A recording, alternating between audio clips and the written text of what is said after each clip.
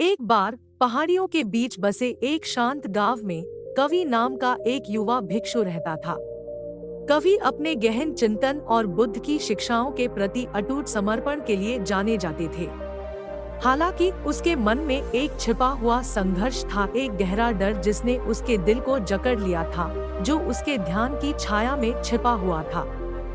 एक दिन जब भोर की सुनहरी छटा ने आकाश को रंग दिया, कवि ने बुद्धिमान बुजुर्ग भिक्षु प्रज्ञा से मार्गदर्शन मांगा।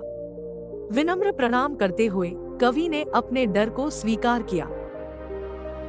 आदरणीय प्रज्ञा, एक निरंतर भय मेरे विचारों को परेशान करता है, जो आत्मज्ञान के लिए मेरे मार्ग में बाधा उत्पन्न करता है। युगों युगों के ज्ञान को प्रतिबिंबित करने वाली आंखों वाली प्रज्ञा धीरे से मुस्कुराई। डर एक धुंध के समान है जो मन की स्पष्टता को अस्पष्ट कर देता है।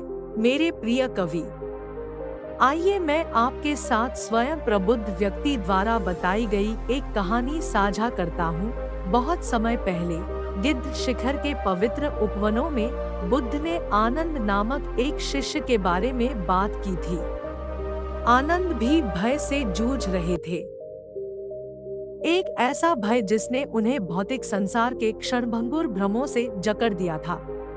बुद्ध आनंद की आंतरिक अशांति को पहचानते हुए उसे शांत जंगलों की यात्रा पर ले गए। रास्ते में उन्हें भय की विभिन्न अभिव्यक्तियों का सामना करना पड़ा, पत्तों की सरसराहट से लेकर अज्ञात की छाया तक। हर बार जब भय पैदा होता तो बुद्ध फुसफुसाते हुए ज्ञान की बातें कहते, आनंद के भय को बढ़ाने वाले भ्रम को दूर करते। जैसे ही सुबह से शाम होने लगी, बुद्ध की शिक्षाओं से प्रबुद्ध आनंद को भय की नश्वरता में सांत्वना मिली। उन्होंने महसूस किया कि भय गुजरते बादलों की तरह एक अटूट मन पर कोई शक्ति नहीं रखता। प्रज्ञा रुक गई, उसकी नजर कवि पर टिकी।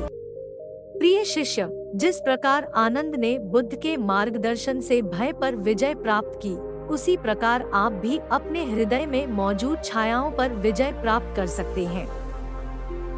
भय की नश्वरता को अपनाएं और ज्ञान के प्रकाश को उसके भ्रम को दूर करने दें। प्रज्ञा के शब्दों से प्रेरित होकर कवि आत्मखोज की यात्रा पर निकल पड़े। ध्यान और चिंतन के माध्यम से उन्होंने डर की उन परतों का सामना किया जो उन्हें बांधे हुए थी।